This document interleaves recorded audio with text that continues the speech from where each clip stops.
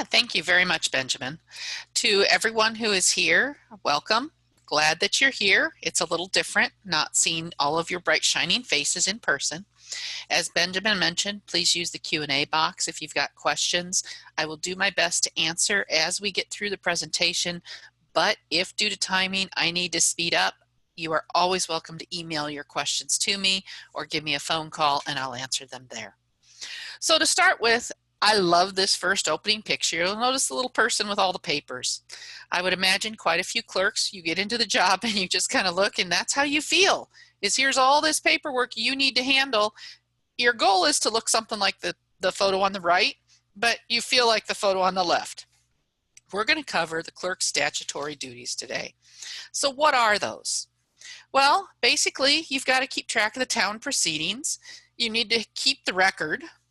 You're going to have the minutes and the orders. You need to know about where those are. File and preserve those orders. You've got requests and posting you're going to have to handle. You've got ordinances you've got to worry about, recording documents, and the Board of Audit. All of those are things that you're going to have to keep in mind, keep track of, and know where they're at. And then we have the general catch-all. Gotta love this one. Other duties as required by law, which simply means when they think of something new, guess who gets the job? So the class goal today, there is no way we can cover everything involved in that outline. I want to make sure you're aware of the general duties of a township clerk in Minnesota. I want to make sure that you've at least heard of some of these duties before so that you don't feel like people are asking you to do things you shouldn't be doing.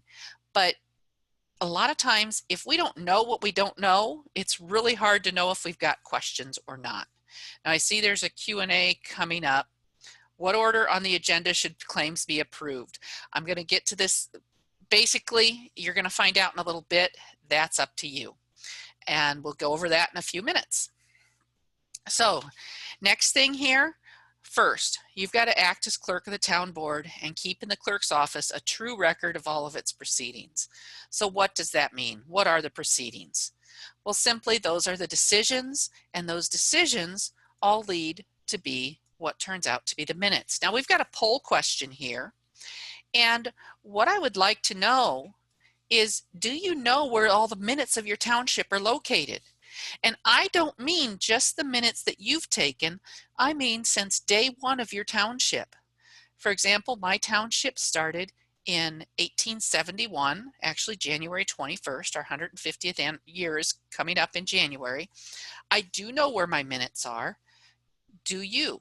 So if just click yes or no if you don't mind. I'm just curious. There's no right or wrong answer here, but we just want to know who knows where their minutes are. Because if you don't, that's something that needs to be recorded in the minutes and say, you know, all the minutes from 1950 are missing, and you'll actually record that in your minutes right now. So it looks like, yes, it looks like 71% of you know where all your minutes are and 29% of you don't. There's nothing wrong with that. That's just what it happens to be.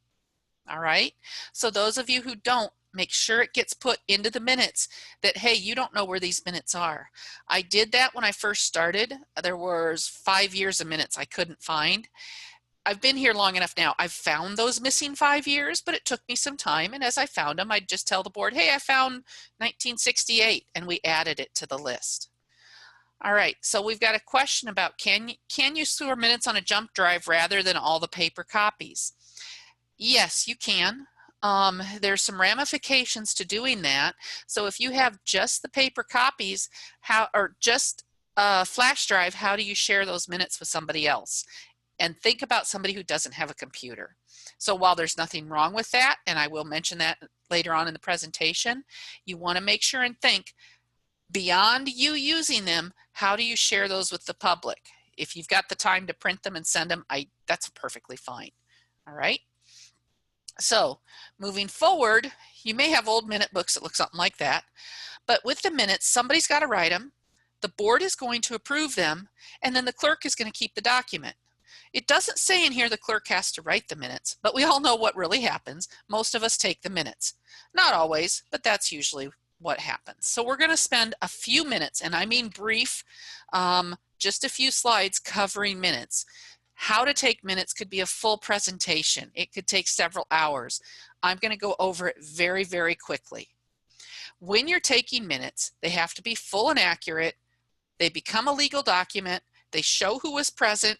They record who voted and how they voted. This is probably one of the most important things you need to do. And they're going to show a plan of action or the reasons for an action. And we're going to talk about those in a minute. Remember, these minutes are a legal document, so it's very important to get them correct. Never be offended if a town board supervisor requests a change. Legally, the content of the minutes is on the supervisors, not the clerk. So if there's something wrong in there, they're the ones legally responsible. Also remember, editing a document is very simple. It's always easy to go fix something somebody else wrote. But creating it from scratch, that's hard. And so if they want to change, don't worry about it. No skin off your teeth. You spent all that time creating something and they can improve upon it. Not a problem. Now, you're going to keep in the clerk's office a true record of all the proceedings. This is where we talked about some of you are missing some minutes. If you are, I cannot emphasize enough, get that written in the minutes so that everybody knows that they're missing and nobody's going to say to you, well, you need to know where they're at or you had them, why aren't they there? So how do you take minutes? I really don't care. You can use computer, pen, paper, audio, video, cell phones, styluses. I take a piece of clay and scratch them, I guess. You can do anything you want. The only thing to keep in mind is that if you are using a computer or you do have audio, video, cell phone, you may need to worry about batteries. And if you're clicking away, sometimes that clicking will be disruptive to other people. So whatever you use, go for it. Good minutes start before your meeting. And this is where I said I'm going to go really quick. You've got a plan, all right? Now, planning does not just mean the agenda. Planning also could be, if you're new, read the last year of minutes. I know that sounds like a lot to do, but if you do that, it really helps you to go into a meeting and take good minutes, because taking minutes cold is one of the toughest jobs there is, because you don't have an understanding of how things are supposed to flow for your area. So, since you're going to take and plan, one of the best practices is to do an agenda. No, it's not required. No, there's no one best way to do it. I'm going to tell you a little bit about them, and you're going to develop your own system. So with an agenda, what is it? It simply lists the purpose of the meeting. It lists what topics you're going to cover and everything that you have to do. Whether you've got resolutions, is there a public hearing? Do you have an open forum? Are you going to pay your claims? Do you have an ordinance? Are there contracts? Is there a road that needs to be discussed? There's a lot of things that can go on an agenda. And there's no one best way to do an agenda. I wish there was, but there isn't. Who creates that agenda? Well, this is where it gets really interesting. A lot of times it ends up falling to the clerk. Why? Because guess who's got the records? And we can go look. A lot of times when you're doing the agenda, I look at last month's minutes. That's the first place I look. I have a basket. This is not high tech. I have a little basket sitting on my desk and I throw stuff in there as the month goes on. I may have correspondence. I may have requests for things. We just had our meeting last night. I've already started filling up my basket again for my next meeting because somebody brought in a set of plans that they're like, oh, I forgot to get these to the meeting. The board needs to approve them. Well, it's going to wait till next month now. So that's the first thing in my basket. I also ask the supervisors every month. So I get a basic agenda drawn up and I send it out to the supervisors and say, hey, what things do you know go on this open forum? I don't mean to keep saying, I'm really sorry about that. I feel like I'm giving a speech instead of talking with all of you in the room. Are you going to have an open forum at the beginning or the end? You don't have to, but it is allowed. Make sure and indicate it on the agenda. Otherwise, people will do things like interrupt the meeting and say, hey, can I add something to the agenda? And you don't ever want somebody who's visiting your meeting to feel bad about asking. So if you put this section in, they know where they can talk. So once you have an agenda, some people like to use templates for their minutes. A simple template just means you take a piece of paper and you list out time, date, location, attendees, the action items, whatever you need. More detailed ones kind of shown on the screen. Some people just use their agenda and use that as their template. I personally don't use an agenda at all. I use an agenda. I don't use a template at all. I just simply start writing. That's my style. Not saying it's the best, not saying it's the worst, it's just mine, and I go with it. All right, so you can do this or you can choose not to. There's all sorts of things in between. I have seen lovely, simple, and complex agendas, and all of them work. Use the style that works for you. Now, some minute-taking conventions. Don't try and write everything out verbatim. This is not word for word what happened at the meeting. All right, we are not court stenographers. We are simply clerks who are trying to take and get the gist of the meeting on paper. You're going to develop your own shorthand. Listen. This is probably the biggest skill I can mention. Continually listen. Listen, listen, listen. I don't know if I can make those words any bigger. Listening is your key skill. As an example, I had a board member absent last night. A different board member sat in his place. I was so confused by the end of the meeting because it was the wrong voice. I'm used to listening, and I'm hearing this voice that didn't match with the person who's supposed to be in that seat. But the listening is a key skill. When I talk more, I can't write. I'm not good enough to write and talk at the same time. And so I'll miss things if I'm talking instead of listening. Now, as far as the minutes, remember, for your township, these are a historical record, all right? You've got to write them so they inform those who are not present why specific decisions were made. I'd been a clerk 2 months. The supervisor said, and he'd been here 20 years, he said, hey, back in approximately whatever year, 88, they made this decision. And he couldn't remember why. He thought it had to do with 2 or 3 things. He said, could you go look at the minutes? I found the minutes, I found the decision, but there was no information to inform why the decision was made. So that part really needs to happen. Here's a sample heading for minutes. It's real simple. Town or township of, with your type of meeting, regular meeting, special meeting, the date and location. Headings can be complex. They can be very simple as well. A few more minute-taking tips. Never ever worry about stopping and asking them to clarify the vote or the motion. I did that last night at my meeting. They were talking, and you've probably all done this. If you haven't, you will soon. The supervisors are discussing how to make this one motion, or if it should be a motion or a board directive or a consensus or a resolution, and they're going on. And by the end of this 15-minute discussion, I said, okay, I need to clarify that, and so that we could get it specifically into the minutes. I have to apologize for the phone ringing. I cannot turn it off. I don't know how to turn off the sound on this phone. Now, review your notes shortly after the meeting. I've read through my minutes from last night this morning. Why? Because I needed to add some more things to the side that I thought of. Not because I did a bad job, just because I want to make sure and clarify a few points so things get done appropriately during the month. Once you've typed your minutes, dispose of your notes. I actually use a shredder and shred mine up because those are my notes. Those notes are not for anybody else. Those are simply for you. And keep your minutes objective. I've got one quick little exercise and then we're going to keep moving forward.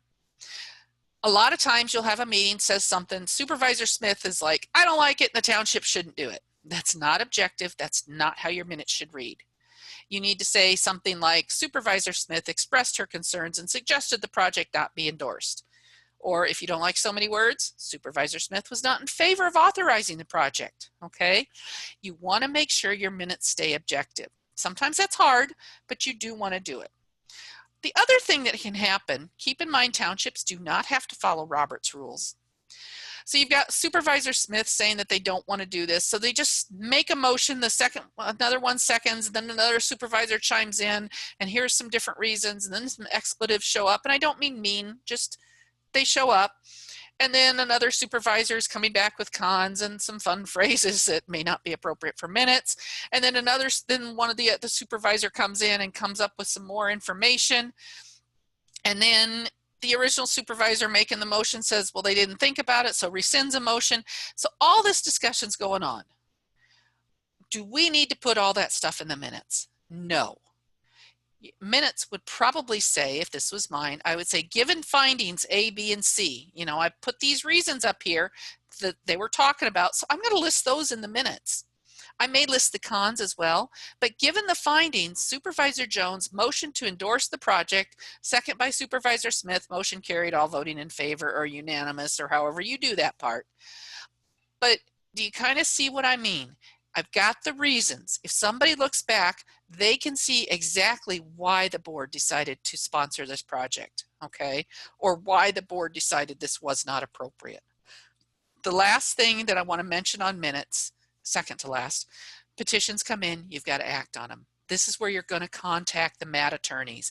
Every petition has different requirements. And if special vote requests come in or photos and records come in, you've got to record those too. Now, the Township Insider has a 3-page article about annual meetings and Robert's rules need to be used for the annual meetings. Ah, okay, Faye, I'm sorry, I missed that article. Wow, if they said Robert's rules need to be used, that's surprising to me, and I'm sorry. I will do some checking and see what I can find out because I was unaware of that.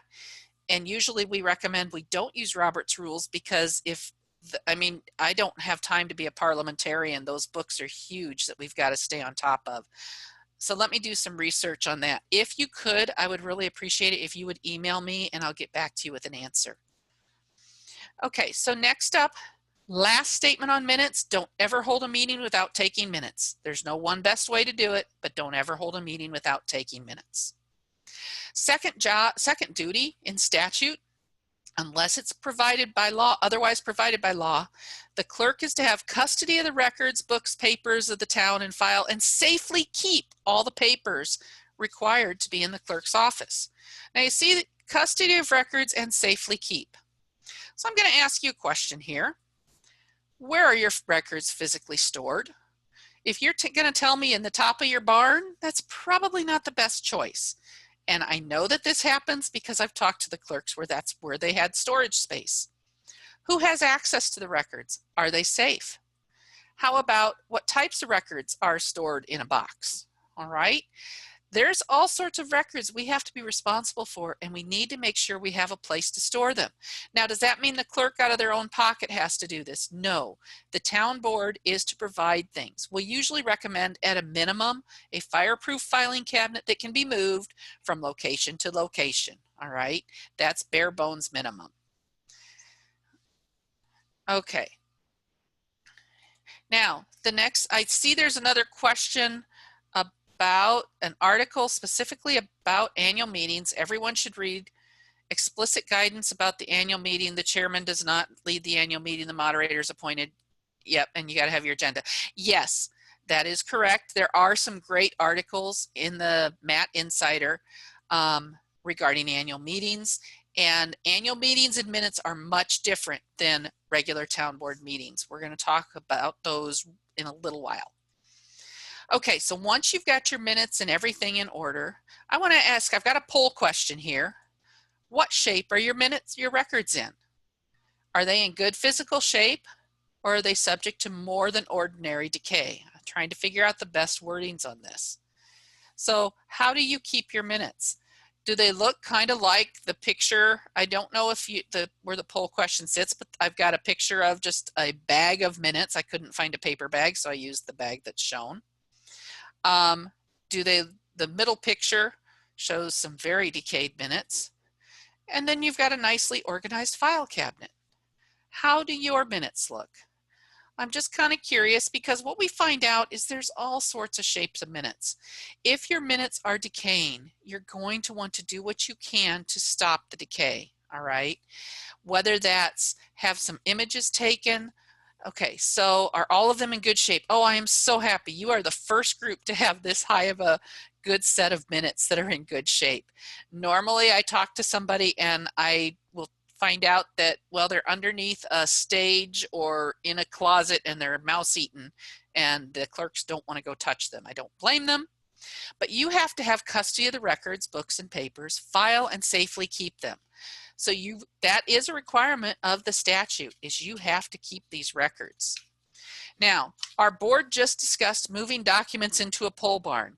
Did you just say that's not the place to store them? That is exactly right, unless, let me clarify this a little. With your records, if you're going to put them in a pole barn, do you have a nice fireproof cabinet they can be in, or something that's going to keep them from being eaten by mice, eaten by bugs, or getting wet?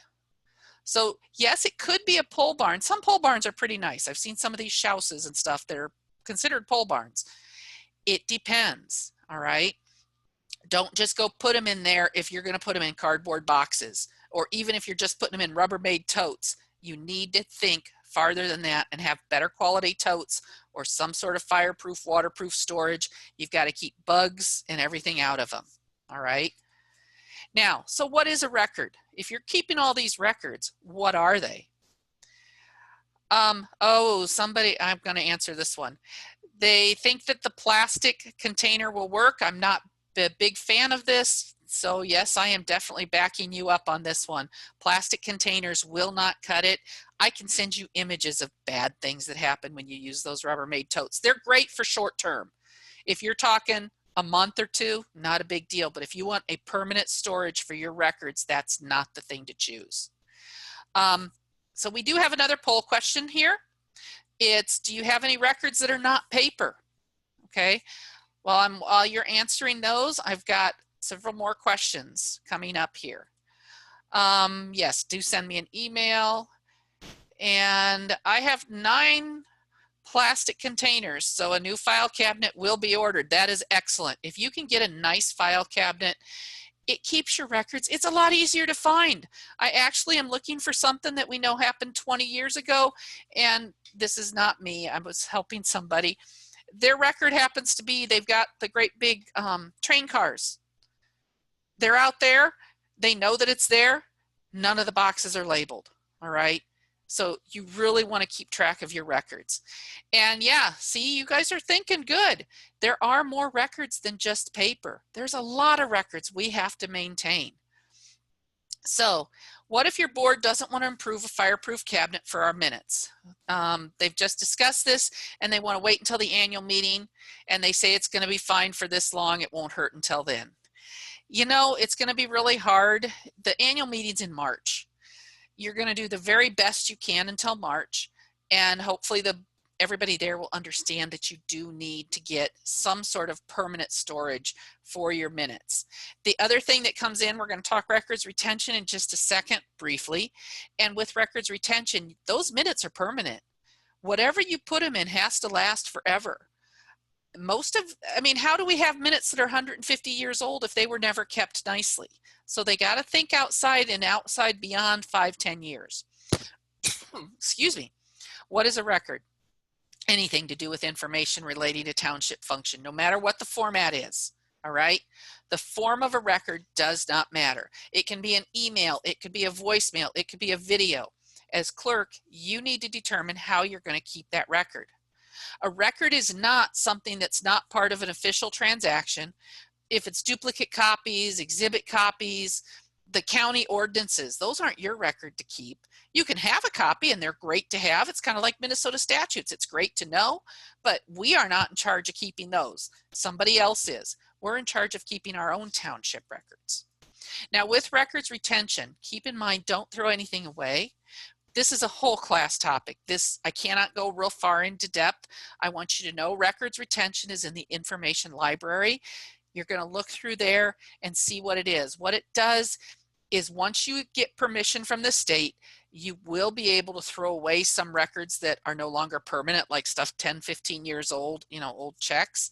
But it also tells you what has to be kept and what has to be kept permanently in good order, like the minutes or the road orders. All right.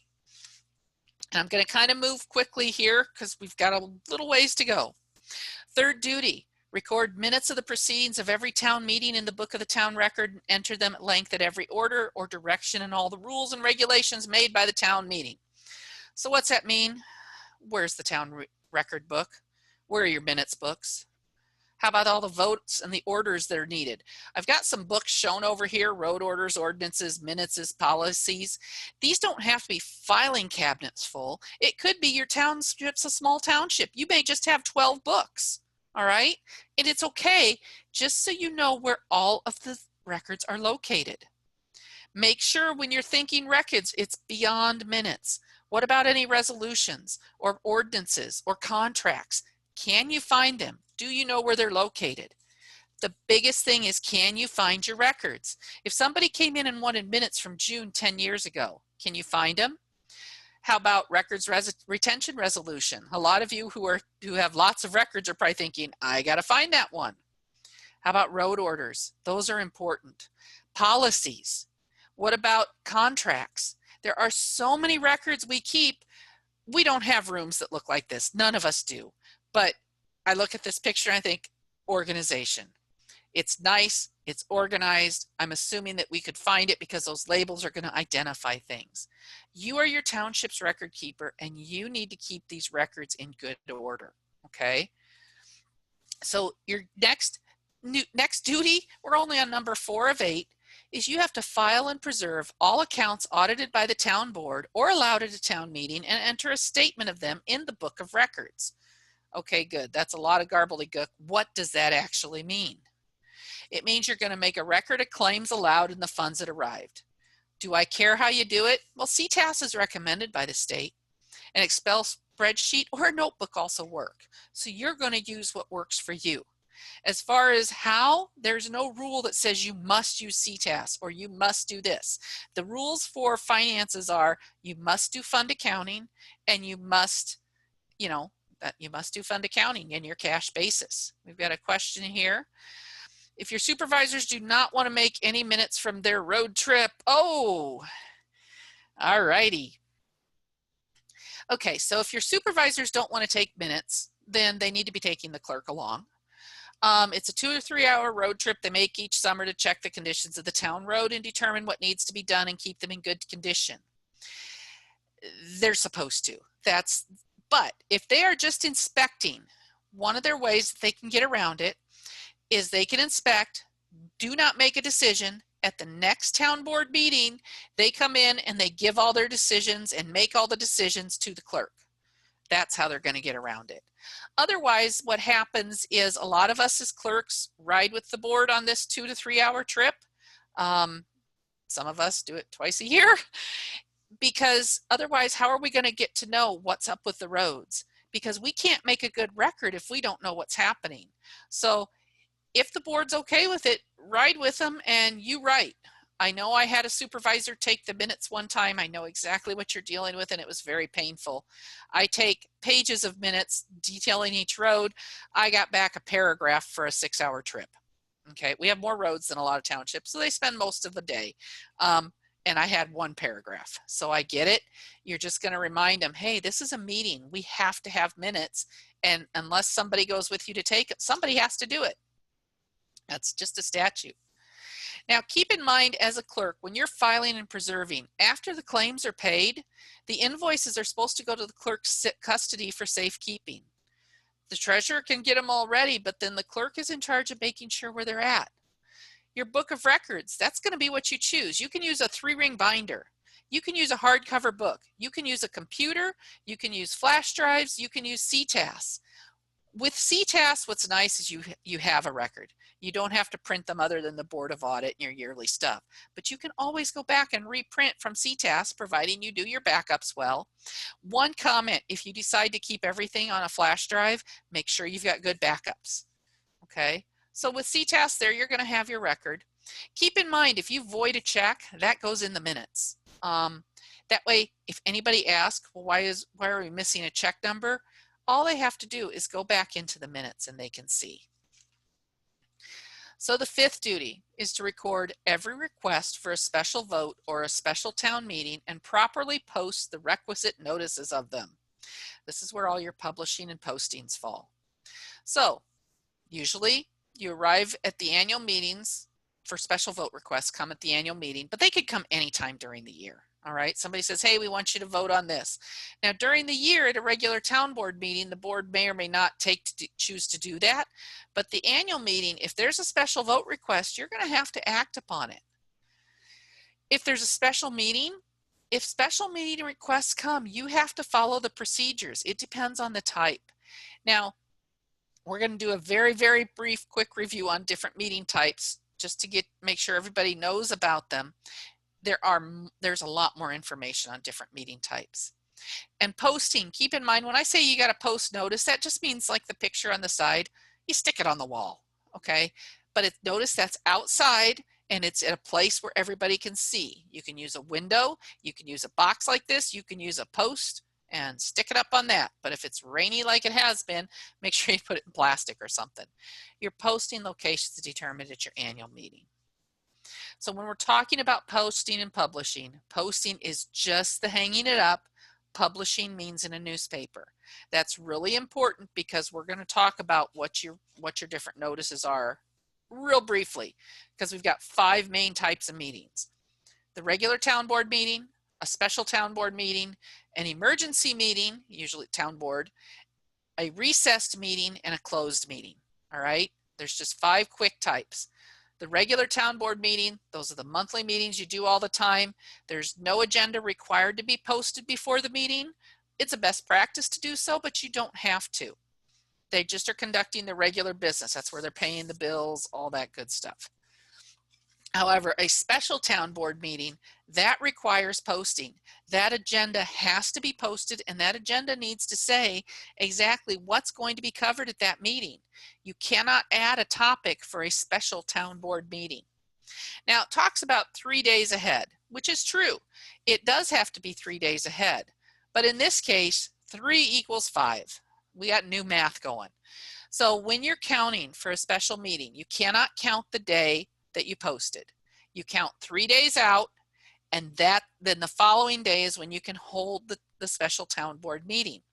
The catch is you cannot count a weekend or a holiday in this 3-day posting as the last day. So if you post on a Monday, Tuesday, Wednesday, Thursday, you can have a meeting on Friday. If you post on a Wednesday, Thursday, Friday, Saturday, well, you can't have Saturday be this one's okay, sorry. If you post on a Thursday, Friday, Saturday, Sunday, this is a holiday. You cannot count that as the 3rd meeting. So Monday is the day, all of a sudden it becomes 6. And if there's a holiday thrown in, it could be 7. So when you're going to do a special town board meeting, you want to make sure and count correctly. The last day of posting cannot be a Sunday or a holiday. All right. Now, you can hold a meeting on a Sunday, but you cannot count the day 3 of posting as a Sunday. And postings have to include all agenda items. The other thing to remember with special town board meetings is if somebody has requested notice, you have to let them know what the agenda is. Now, these days, if you can do it by email, that's phenomenal, and that is a wonderful way to do it. But if they don't have email, you may need to mail it, or you may need to call them. So however you want to set that up is how you're going to do it. For an emergency town board meeting, a lot of us with storms lately have had to have these. Forgetting to pay a bill doesn't cut it, all right? It just doesn't. Immediate consideration, we had trees down on the road. Well, it didn't take a big board meeting, but the supervisors had to talk and they had to get a contractor out there to remove trees from the roads, okay? That's a public safety thing. There's no posted or published notice required, but you still need to try and notify anybody who's asked for notice. A lot of times an emergency town board meeting isn't necessarily going to be a meeting. It's going to be the supervisor seeing, hey, the road's washed out, there's trees down, we need to do this. And then when they come into the board meeting, they're going to talk about it. That's exactly what my supervisors did. They're like, you know, they're driving around the township, everybody in different places. They're noticing there's trees down here and there, and this is washed out. And they started getting hold of the contractor to take care of what had to be done immediately, or they took the trees off the road, or however it's going to happen. And then last night at our meeting, they said, well, this and this and this and this needed to be done because of the storm. and it all got taken care of. But you make sure that they got everything written down. One of them did take some pictures when they were out driving and send them to me, because he's like, I don't know if this constitutes an emergency or not. And that's okay if that happens. Keep track of those, put them in your record. It's going to help if the township ever has to say, well, there's a reason that we hired this done. I mean, this isn't a big amount of money, but if your township would have something like a FEMA flood where something's washed out, you may need to be able to say, well, here's why, and show a picture of the bad stuff and then show a picture after, and you can definitely document the reasons for this. Now, a continued or a recess town board meeting. Yep, I did one of these last night too. This is really weird. I've never done this presentation right after so many of these things happening. We started our meeting. We needed to recess it at 7:55. It's real simple. My minutes are going to say meeting recessed at 7:55. I've got the reason in there. It will be, we will reconvene at 8:30 p.m. and I name out the time, place, date, location. And if it would have been more days in between, it would have been published, or we would have posted it. I probably would not have published it. There's no requirement to even post. Posting is really nice because it's cheap. You just stick it on the wall, but it's up to you as to whether you're going to do that. And then closed meetings. We've got a poll question here. Closed town board meetings are closed to the public, all right? These are a rare type of meeting. But remember, we said everybody takes minutes. Do you know if your township has closed meeting minutes kept in other than ordinary location? This was kind of a shock to me when I started doing a lot of records retention and going through the books. All of a sudden, I found 5 sets of closed meeting minutes. They weren't anywhere I expected them to be. They weren't in the minute books. I didn't know they existed. But I found one in a road file. I found another in a property file. I found them in different locations. So for me, I contacted the attorney to find out, is there anything special other than if I just have a closed meeting minute book? Are we okay? And that ended up being what I went with, is I have one book that says closed meeting minutes. So yes, some of you do know, others of you don't. If when you're going through your minutes, you want to find out if you've got closed meeting minutes, because those are not minutes that you photocopy and give anybody unless you know it's okay to do so. All right. Now, the next thing we want to talk about briefly is the annual meeting. Only those people who live in the township can vote. There are special notice rules. As somebody pointed out earlier in the Q&A, and unfortunately I can't see it right now, there's a good article, and usually the Met Office is really good about putting inside the insider all the different things for an annual meeting.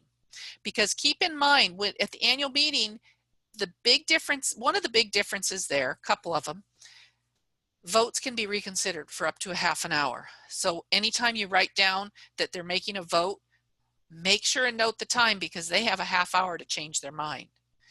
The next thing you want to make sure, within 2 days, those annual meeting minutes have to be signed and ready to go. What I usually do is I'll have a signed copy of meeting minutes that are just what I think are perfect. I've had the moderator look at it. And then I have another signed copy that says draft. And that draft is what I'll hand out to people during the year. Do supervisors get paid for attending an annual meeting? Well, this is up to the township supervisors, since they set their salary. That's not something that I can say yes or no to. I've heard yes and I've heard no both. Both answers are right. It depends on your town board. The other thing at the annual meeting, make sure you vote on the levy. There is a document, TM 6000. Review that every single year. I don't care how long you've been a clerk. It's always a good practice to review it. I know I review it every year and make sure I don't forget a step. We only do these things once a year. So your annual meeting is one that you want to be sure you take and follow all the special rules notifications, because that one's posted and published in general. And it's always the second Tuesday in March. TM 6000 is in the MAT Information Library, and you want to make sure you get that document and go through it. Some other types of meetings, these all require minutes as well. The road tour, here that is. I didn't realize I just had this one slide. I get my presentations mixed up every now and then. The board of canvas, those need minutes. If you have November elections for the town board, you're going to have a board of canvas this year. Your local board of appeal and equalization. Now, sometimes the county will take minutes for that. Sometimes you have to do it yourself. It's all going to depend on your township and your county. Excuse me. A couple questions here. So the annual meeting minutes are posted somewhere immediately following the meeting. Okay. All right. Let me re-clarify. On the annual meeting minutes, the question is, so the annual meeting minutes are posted somewhere immediately following the meeting for everyone to read. I'm sorry if I stated that wrong. That's not what I meant. What happens is at the annual meeting, you take those minutes. Within 2 days of the annual meeting, they have to be signed. Now, they won't get approved till the next year. Why do these have to be signed within 2 days? Well, if your moderator dies. That's one reason. If they move, there's a lot of reasons. So what I do when the moderator comes within 2 days to sign the annual meeting minutes, I say, hey, is this what you remember? And if it is, I have them sign one copy that says draft and one copy that has the draft removed, and that'll be the permanent copy. I put them both in a sheet protector and put them in my book for the annual meeting. That way they're available. If somebody wants to see the annual meeting minutes, I will give them a copy of the draft set, and I keep the copy that doesn't say draft until the next annual meeting and they've been approved. I'm hoping that makes more sense. If not, either type another question or email me. Now, number 6, we've got 3 more duties to do here in about, oh, I was reading my clock backwards. We've got plenty of time. Now, we want to post as required by law fair copies of all bylaws made by the town, make signed entry in the town records of the time and place where they were posted, and record in full all ordinances passed by the town board in an ordinance book. All right. And so on this question with the minutes of the meetings, does the supervisor sign a copy of all meetings? That's never been done in our township. Which, don't worry about it. If you discover something, one thing I want to tell everybody, if you discover something's been done wrong, don't panic. You weren't there before. You can't change it. And even if you were there before, you didn't know any better. So ideally, you have the clerk and a supervisor, the chair, sign the minutes. If it's not done, it's not done. All right. The reason I like to have it done is because once they've passed the minutes, when that supervisor's signature is there, the supervisor's acknowledging, just like everybody else, those minutes were approved. Now, does it make it wrong? I've got 70 years of minutes with no signatures? Nope, doesn't make a hill of beans of difference. I can tell by clerk when I look through my minutes. Some clerks had the supervisor sign, some clerks didn't. They're all still minutes, they're all still legal documents. So when we're going to talk about this posting, this one gets a little more explanation. We're going to talk a little about town ordinance books. Now, your town ordinance book should have the following pieces of information with every ordinance: the signed ordinance, a copy of the publication of affidavit, a copy of the affidavit of posting that lists the possible locations, because you have to post at your posting locations for your township when you have an ordinance. You may need to give a copy to the county attorney if your county attorney wants them. You may need to give a copy to the county law library. You do have to post at the local library if you have one, and the sheriff's department may want a copy of some of your ordinances. I keep record of all of those together. I just use plastic sheet protectors in a 3-ring binder, just like shown in the picture. I'm not fancy, but I have all those pieces of paper with any ordinance since I was clerk, because now I can prove this all happened. Because ordinances are a little different animal, and you want to make sure that you have the good record on them. Now, with the ordinances, we've got another poll question coming up here. And on this question, I want to know, do you actually have an ordinance book? Do you have resolution books? Do you have minutes books? Now, these don't have to be separate books. They don't have to be fancy books. They could just be one 3-ring binder. It could be the old books and you handwrite them. That's okay too. What I'm hoping is that you do have some sort of books or filing system for these so that you can find them. I talked to a clerk. She'd been a clerk for 32 years, I think. She'd been a clerk for a long time. And she had listened to one of my presentations. We were talking about ordinances that day. And she came up to tell me, she said, I sure hope you tell everybody, make sure and listen to ordinances. And she said this in class too. She said, I've been a clerk, and she told us the I can't remember the exact years, told us how long she'd been a clerk for. She said, you know, I always heard that keeping these books was a good idea. I'm glad to see most of you have books. That is excellent. She said, I heard keeping these books was a good idea.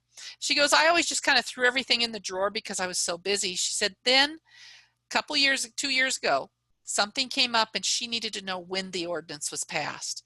She goes, do you have any idea how many pieces of paper fit in a filing cabinet?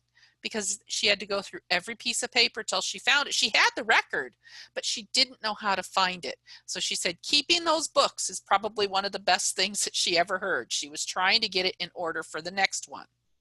So if there's an issue with a notary that signs the publication for affidavit, is there an issue if I'm the notary that signs a publication of affidavit? Okay, if you're working for the local paper and you're signing the publication as the notary for the local paper, even though you are the clerk, you're going to be okay. That is part of your regular job, all right? So you're fine. If I misunderstood that, please let me know. We will have these books. That's excellent if you're going to get these books. If you've got a small township, does a local library mean our township or county law library? That depends. Local library, I've got a branch of a local library in my township, so that's what I use. I do have a county law library, so that's a second one. So township, if you have a township library, you definitely have to post it there. I'm not sure what a county library is, and I'm really sorry if I'm reading too much into that. I may be. But if it's in your township, yes, post it there. Do the ordinances need to be posted on the township website? Ideally, the ordinances go on the township website just so people can find them, but they have to be published in a newspaper and posted at your town posting location at a minimum. All right. Okay. So let's move forward on here. Any pertinent materials as needed. Oh, we were talking about ordinances. Every now and then, sometimes on an ordinance, there's a lot of research that goes into it, and you may want to keep record of that. Keep in mind, ordinances need to be put in the town ordinance book within 20 days of publication. So I've got one they just finished last night was a really big meeting for us. I have one they just finished last night. I have 20 days to get it in the book. I've got to get it to the newspaper. I've got to get it to all these different places because we have the library in town, and I'll get it done. But keep in mind, you got 20 days to get that done. Ideally, you have your ordinance books in a fireproof storage, or you got some cloud system that you're using. You want to make sure that they're off-site if you don't have fireproof storage. Whoops, go backwards. Hang on just a second here. I saw a few more questions come in. The township clerks are ex-officio notary publics. That is true. Township clerks are notaries. I think the previous question had to do with since she was a notary in the regular job. I can't, without my glasses on, I can't see all the names on these, so I'm sorry if I got the wrong name there. Okay, so with chapter 6, chapter 6. Resolutions are in chapter 6 of the manual. If you don't have a manual, get a hold of one. Keep in mind you need a resolution book. You keep a list by number. If you decide to write them in the minutes, you can keep a list by number. Is it published? Then you're going to want to keep the affidavit with it. Is it a resolution that gets recorded? One general rule, if it has to do with a road, get it recorded. All right. If it has to do with an easement, get it recorded. Beyond that, check with your town attorney. If it has to do with a road, you need some sort of cross-reference system because we got to keep track of our road books. Where are our road orders? Where are all of those? So there's a lot of information we have to track. A descriptive title of the form of action. Resolution is just a fancy way of doing something.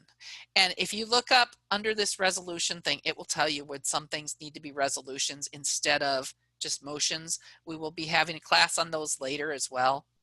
Now, duty 7 is to furnish the annual meeting at the Town Board of Audit every statement from the county treasurer of money paid to the town treasurer and all information about fiscal affairs that are in the clerk's possession. This is where you get the balance the clerk and treasurer's record. Because the treasurer's been paying out so much money, you should match, okay? All the claims, demands against the township, anything that's been filed with the clerk. Keep in mind with the Board of Audit meeting, all of the things that you have to keep there, you're not making the annual treasurer's report. The treasurer does that, okay? You're just simply providing the board a copy of your record. So what happens at a Board of Audit? Yes, take minutes. Do not forget to take minutes because you need them. The board's going to review the clerk and treasurer financials. They're going to look and see, do the match.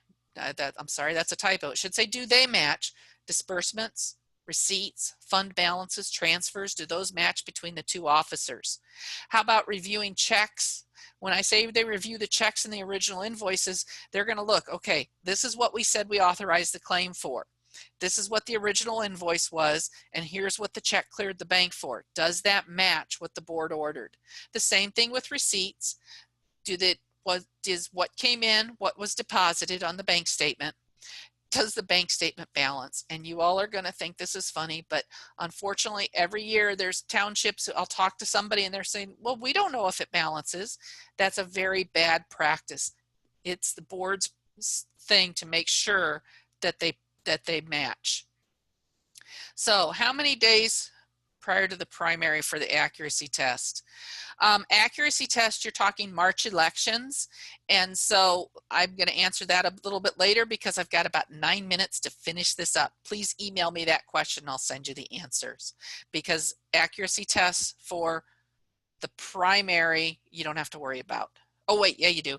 The county should set that up. Okay, number 8, perform any other duties as performed by law. Well, here we go, right here, elections. This is the big catch-all one. I put the great big picture of the election. Primaries, I have to look at my calendar, which I did not do before this presentation, but if you will email me, I will send you the answer on that question. Couple of websites that you need to take time to review, you need to be aware of. In the handouts, there is actually one page of links, and they link you to these different sites. The first one is the Minnesota Association of Township website. The information library, you look at this line right here that I'm kind of highlighting with my mouse. I'm hoping you see that move. That's where you're going to click. When you go in there, you're going to find some of the documents we talk about. Over here where it says About Matt, if you click on that, that's where you're going to find the news and alerts section. You can get to it down here at the bottom, but right up here, you can go directly to news and alerts, especially with all this COVID stuff going on and the CARES money and the weekly calls. That's where you want to go to. The next site you want to get familiar with, this is from the Secretary of State. Election administration, this is linked in your handout materials. The election guides, the election laws, the election calendars, all of this information can be accessed here, all right? Next is the state auditor. When you get to the state auditor, I actually went one form more. You go to forms and the state auditor form entry system. We call it SAFES. SAFES is where you get your CTAS if you use the CTAS program. I got a little picture of the sign-in screen right here. All right, you want to get familiar with that site. The next site you want to get familiar with is the Reviser of Statutes. Sometimes the town board needs to send out statutes on right-of-way. I think it's 167.22 is a big one where you're cutting down trees and stuff like that. When you're going to send some of these notices out, and this is where an attorney helps, sometimes you've got to send out a copy of the statute. Where are you going to get it? Well, you can either try and photocopy that little blue law book that we have, which is a wonderful resource, by the way. Excuse me. But it's kind of hard to photocopy. You can go to the Reviser statute, you type the number in, make sure it says statutes here because you can also get the rules in here. When you type in the statute, you go to a page and you can print out a PDF. That way you've got the document that you need to send out to people. A few other things to check out. And there's a lot of counties in Minnesota that use a program called Beacon. There's a lot of counties that don't. What you do is you type in Beacon and it goes to Beacon at Schneider Corp. And you can look, change the state to Minnesota and see if your county's there. If your county is, you can get some free aerial images. You have access to them and you can look at different parcels in your township or your county, you know, depending on using it. My county subscription, the county pays, lets me have a free one. And so I can log into Beacon and get the overheads and stuff that I need. Does your county offer some sort of record search login? I know there's Record Shark. I use Record Ease. There's a lot of different variations. Is there a free access for you as township clerk to log into the records department and do some searches? I don't know for every county. I know in my county, yes, both the beacon and a records access are allowed to every town clerk. They're wonderful tools, especially when it comes to looking up easements or old road orders that have been recorded, because you can all of a sudden you can find some of this information you need. So those are the basic outline duties of a clerk. Really quick, I know I flew through a few of those sessions. Keep in mind you can listen to this again. You can get the slides, you can get the handouts. In those handouts, I do want to mention I've got a couple of pages of the art of taking minutes. Please know I did not write that. I found that from a North Carolina Clerks Association. I have searched the web and I cannot find this again. So you've got a copy of it. It's got some great information on being objective in minutes, which gets really, really hard when people are arguing back and forth. I know when I have contentious meetings, I try my best to wait at least 2 or 3 days before I start transcribing those minutes. And even if I can't wait that long and I've transcribed them, I go back a week or two later and then look at the minutes again and see if I can't make them more objective, because you don't want to make people look bad if you can avoid it.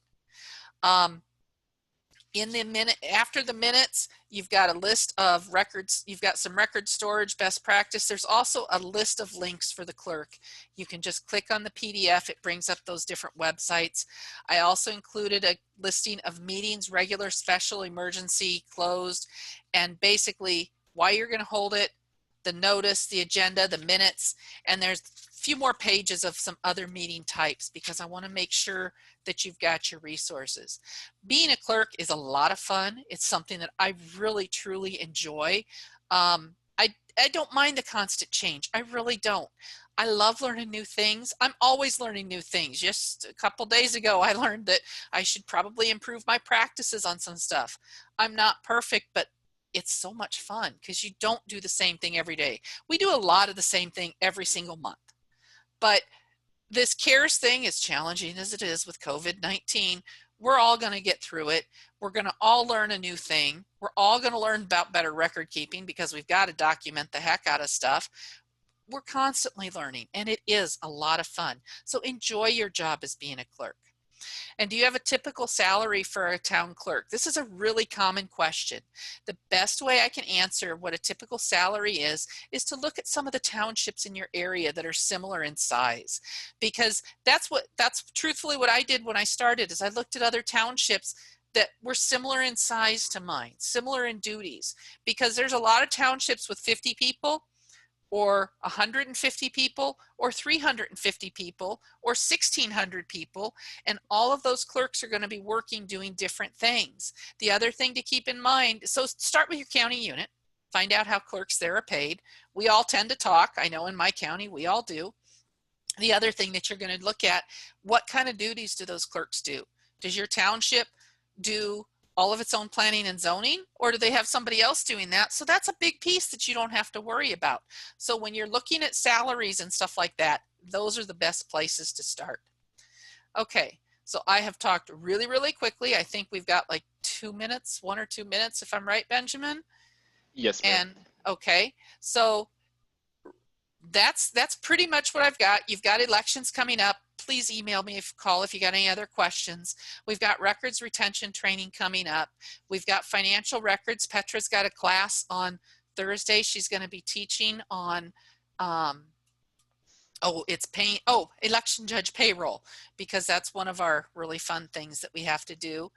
All right, so if you have any questions, you're always welcome to ask. Any of us as trainers, you can call or email. As I've mentioned to many people before, Mondays are not the best day to get a hold of me, but any other day of the week, I'm more than happy to talk to people. Or if you're listening to this after the 9:30 a.m. live, you can call me in the evening too, up till about 8:30 p.m. So that is what I've got. I think we're at the end of our time. I tried. Any questions, please email. All right? So that should have us, unless my clock is fast. This concludes our session. I would like to thank our speaker for their participation and thank all of our registrants who attended today's program. Certificates of attendance and evaluation forms will be emailed to live attendees within 24 hours. And we ask that you take a few moments to provide us with your evaluation of today's program. I invite you to visit your association's website for a list of more upcoming programs and have a wonderful day.